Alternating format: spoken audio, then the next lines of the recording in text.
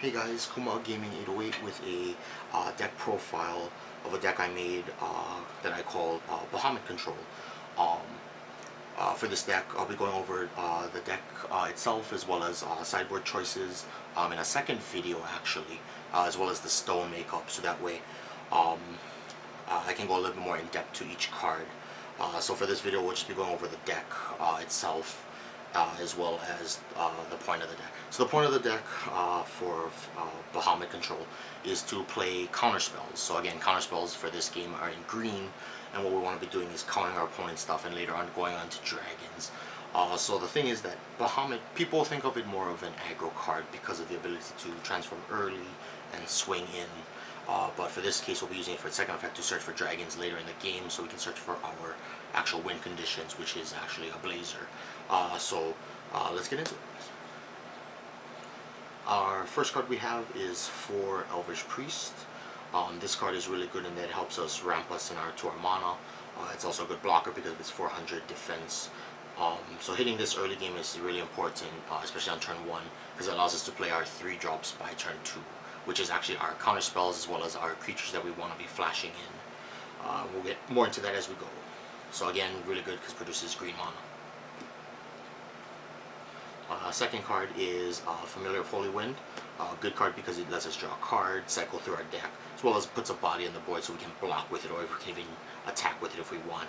Even using its effect later on in the game to actually start shooting resonators for 300 damage.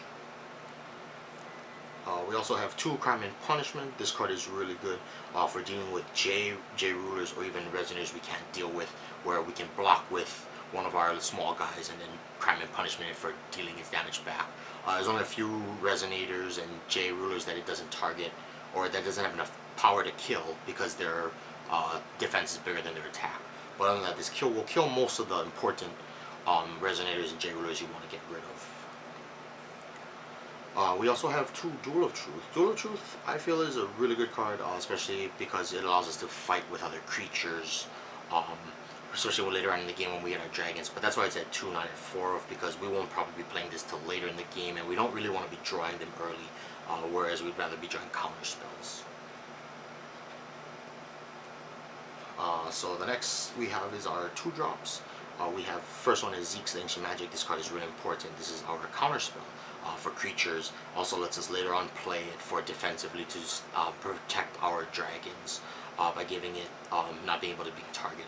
It also lets us shuffle our graveyard should we need to in case of emergency, like say we're running out of counter spells or we're about to deck out for some reason. That's why this card is actually very good, that it has multiple modes, but most of the time it will be used for countering creatures. We also have 4 Cake Zones. I also don't run Gretel in this deck, but it's because of the way the stone makeup is for this deck that Gretel would miss most of the time. But Cake Zone is still a really good card. It stops important cards such as Split Heaven and Earth, the one that deals us damage for each special stone we have. Don't want to be taking that much damage. It also lets us protect us against cards like Tell a Fairy Tale or even opponent's Duel of Truth, because we need our creature really badly, or just stops other counter spells in like a counter war. So again, really powerful card. Not too concerned about not having the draw card for having a Hansel or Gretel, but should be fine. We also have the last 2 drop is for Flame of the Outer World. So now we know that we are in both green, black, and red for this deck. This card is really good, especially against the control mirror matches, where your opponent also has counter spells, but they have creatures that we really want to get rid of. So there's a great answer to those, or even J rulers if we have 2 of them, or even if 1 is enough to kill a J ruler, in that we can kill it without them worrying about counter spells because they cannot chase to this card. So again, this card is really powerful. Unfortunately, it can only go after a J or Resonator, but if it could go after your opponent's life points, this card would probably be a little too broken as it is. For the 3 drops, we have 4 Feethsing. So this card is the one I mentioned where turn 1 you want to be playing an elf, so that way turn 2 you can actually flash in a Feethsing. Feethsing is very important that she makes mana of any will. So again, this will help us fix our colors. And also, important to note that it does have the enter ability to prevent all damage dealt by a target resonator until end of turn. So this helps us stop combos like the Rapunzel 1-turn kill, where You know, they'll swing with the Rapunzel enough times that it'll deal 4,000 damage with just that one Rapunzel, so that way this will stop that from happening. It also does to stop us from just dying from one attack, or protecting a resident we really want to. Also, 700 defense, again, can stop aggro early should we need to, if we're not going to be countering spells. We also have 4 Gardea, the Guardian Dragon of 11, or Heaven, there we go. So this card, 800 basic, for the earlier sets for a 3-drop. It's a dragon, again, so it is a target for our Faltgold, or Bahamut. This lets us shift through our stone deck, so that way we can get the stones we need at the right time. It also lets us pump other resonators, not only itself, but other resonators.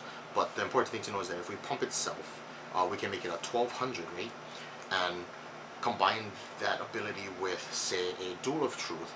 With 1200, it lets us kill almost any J ruler or resonator. The only thing I believe it does not kill off the bat, base stat wise, is Mephistopheles, which is the black demon. But other than that, you know, Mephistopheles, hopefully we're countering it with, say, Xeex or something else, so we don't have to use this to trade with 2 cards for 1. But this card can be very helpful when we use it with Duel of Truth, where we can pump other creatures to it and have them fight rather than this. So that's why this card's really good. It also helps us for our sideboard because of the ability to search for certain stones. We have 4 Xeex, of course, because we want to be countering spells.